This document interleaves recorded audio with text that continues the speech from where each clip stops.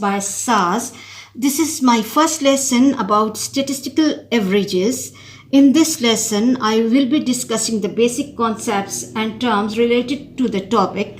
These lessons are equally important for new syllabus D2, D3 students and the students who are preparing for CIE O-level examination. In this lesson, I'll discuss the basic terms. The first basic term is the data, then group data, ungroup data, and what is frequency. Let's move to data. Data is the collection of numerical facts. Single fact, however important may be, is not a data. For example, height of the tallest man like Nasir Somro is not a data because it's a single information. Coming to the classification of data, data can be classified in two groups, ungrouped data and group data.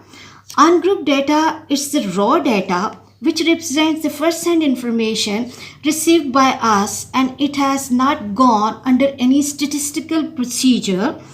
For example, the weights of the students in first year class of GCU in pounds can be 154 pounds, 205, 138, 198 pounds, 130, 165, 138, 205 and 205 pounds.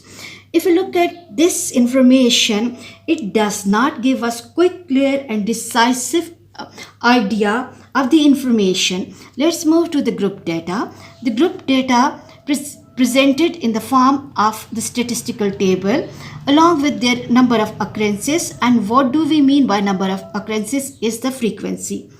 The group data is the data which is represented in form of the table. If we go back to this example, we can see that different weights are coming at different places and we cannot see any order in these weights. But when we are moving to this table, we can see the data has been divided in two tables.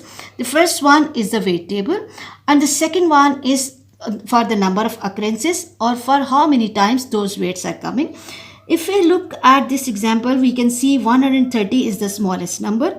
Then the next smallest number is 138, then 154, and then the next weight is 165. And then next weight is 198 and then last and the highest weight is 205 pounds. Now we can see that 130 is coming how many times? We have to see the occurrences or frequency of 130 and I have to write that it's coming once only. If we move to 138, we can see that 138 is coming at two places. So the frequency of 138 will be 2.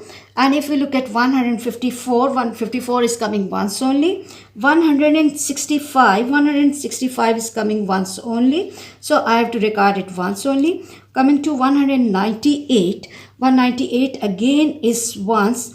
And if you look at 205 is coming once at this place. Then again the second time and third time. So that's why the frequency of 205 is 3.